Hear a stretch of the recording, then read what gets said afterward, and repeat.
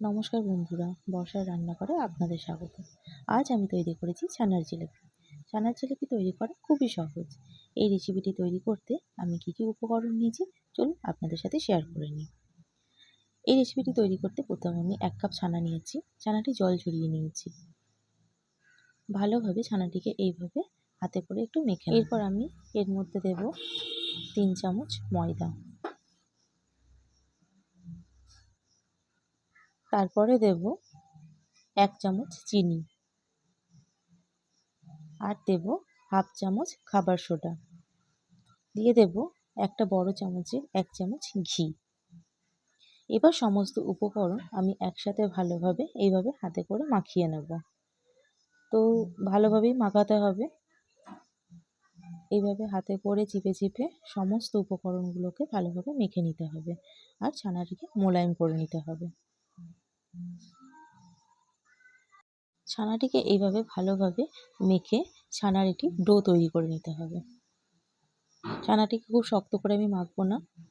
এরপর আধ ঘন্টার জন্য ছানাটিকে আমি এইভাবে ঢাকা দিয়ে রেখে দেবো।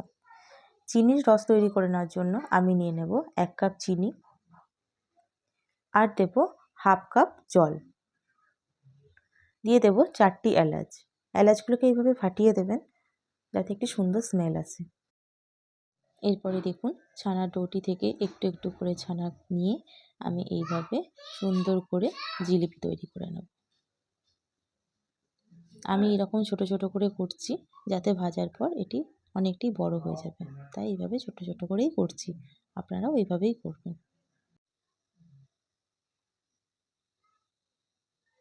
এরপর আমি ওভেনে একটি কড়াই বসিয়ে নিয়েছি আর দিয়ে দিয়েছি সাদা তেল। দেখুন আমার সমস্ত জিলিপিগুলো তৈরি করা হয়ে গিয়েছে, দেখতেও কত সুন্দর লাগছে। এরপর আমি একে একে জিলিপিগুলোকে ভেজে নেব।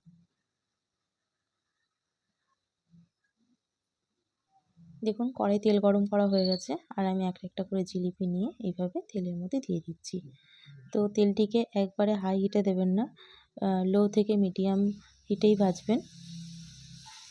হাই হিটে দিয়ে দিলে জিলিপিগুলো একবারেই সঙ্গে সঙ্গে ওপরটা কালো কালো হয়ে যাবে। তো হালকা হালকা করে ভাজলে জিলিপিগুলো খুব সুন্দরভাবে ভাজা ভাজা হবে। দেখুন জিলিপিগুলো লাল লাল করে ভাজা ভাজা হয়ে গেছে আর জিলিপিগুলো দেখতেও খুব সুন্দর লাগছে। আপনারাও এইভাবেই করবেন, লো থেকে মিডিয়াম হিটেই ভাজবেন। এবার জিলিপিগুলোকে আমি তুলে নেব। তুলে পাশে চিনির রস করে রেখেছিলাম, সেই রসের মধ্যে ডুবিয়ে দেব।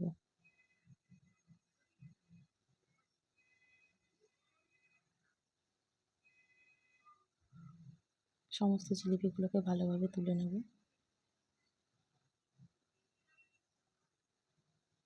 রসের মধ্যে আপনারা পারলে সারা রাত ডুবিয়ে রাখলে খুবই ভালো হয়, খুব সফটও হয় আর খুব সুন্দর হয়। দেখুন সমস্ত জিলিপিগুলোকে আমি ভালোভাবে রসের মধ্যে ডুবিয়ে নিয়েছি, তারপরে আমি ঢাকা দিয়ে রেখে দেবো। দেখুন জিলিপিগুলো কত সুন্দর হয়েছে আর জিলিপিগুলো প্রচণ্ড সফটও হয়েছে। তো আপনারাও বাড়িতে এইভাবে তৈরি করবেন, অবশ্যই একবার তৈরি করবেন, দেখবেন খুব সুস্বাদু। তো বাজার থেকে কিনে এনে খাওয়ার আর কোনো প্রয়োজনই নেই। বাড়িতে এইরকম গরম গরম জিলিপি তৈরি করলে সবার খেতেও খুব ভালো লাগবে আর সবার পছন্দেরও হবে। দেখুন আমি চামচে করে কেটে দেখাচ্ছি কতটা নরম হয়েছে জিলিপিটা। তো আমার রান্না আপনাদের ভালো লাগলে অবশ্যই আমার চ্যানেলে এসে চ্যানেলটিকে সাবস্ক্রাইব করবেন আর লাইক কমেন্ট শেয়ার করতে ভুলবেন না। ধন্যবাদ বন্ধুরা।